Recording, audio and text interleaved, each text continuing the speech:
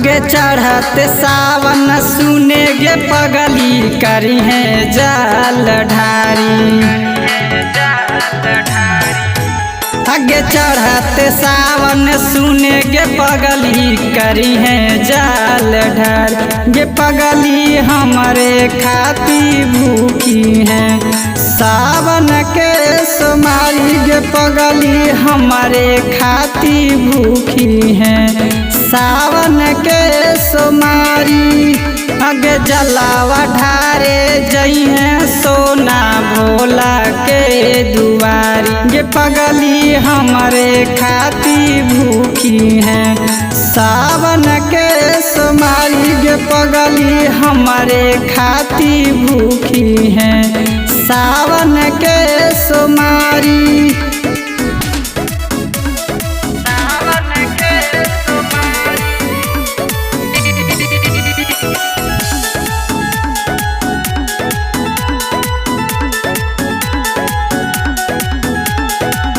भोले बाबा पर चढ़ाई है गंजावा धातुरा।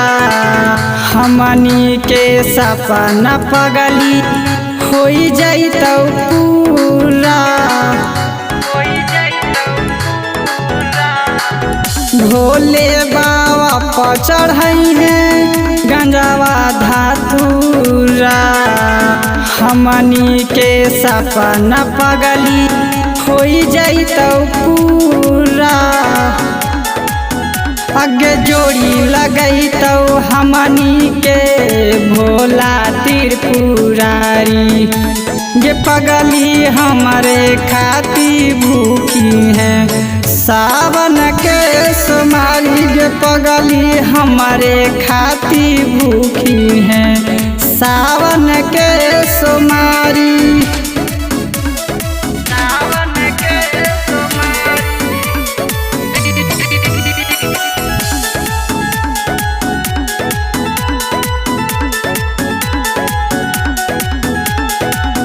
भोले बाबा से पगली मंगी है वरदानवा। अजित बेदरादी छोटू बनता साजनवा। भोले बाबा से पगली मंगी है वरदानवा। अजित बेदरादी छोटू बनता साजनवा। आगे भार सावन पगली हम बनल रही पुजारी। गे पगली हमारे खाती भूखी है सावन के सोमारी। गे पगली हमारे खाती भूखी है सावन के सोमारी।